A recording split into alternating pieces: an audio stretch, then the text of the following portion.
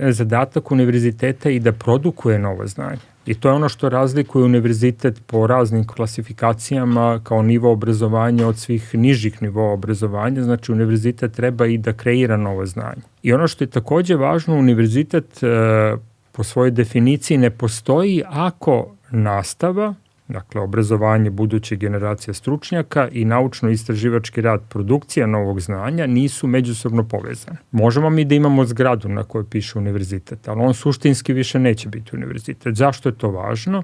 Zato što nove generacije koje se školuju da budu stručnjaci u nekoj oblasti, mi u stvari njima dodeljujemo komplikovane nove probleme koji će se pojaviti u budućnosti. Dakle, neko ko se školuje na visokoškolskom nivou, on u stvari treba u budućnosti da bude osoba koja u nekom profesionalnom okruženju može da misli o novonastajućim problemima koje ne poznajemo od ranije. Ta osoba treba i da ume da kreira nova znanja, oslanjajući se na postojeća, koja će omogućiti sada adresiranje tog novog problema.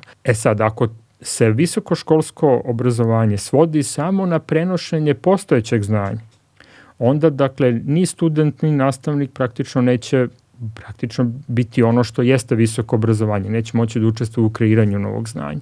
A mi smo svesni da živimo u životu gde svaki dan donosi neke nove izazove, nove probleme i mi kao društvo tu imamo oslonac na univerzitete, da u stvari univerziteti uđu u tu društvenu sferu i da nam pomognu da te probleme definišemo, jer nekada je veliki problem i definisati problem. Da posle toga definišemo šta su nam opcije za taj problem. Univerziteti ili ljudi koji imaju znanje da kreiraju nova razumevanja, oni treba da nam pomognu za svaku tu opciju da razumemo šta je njena prednost, šta je njena mana, šta je neka implikacija, jer nema idealnih opcija.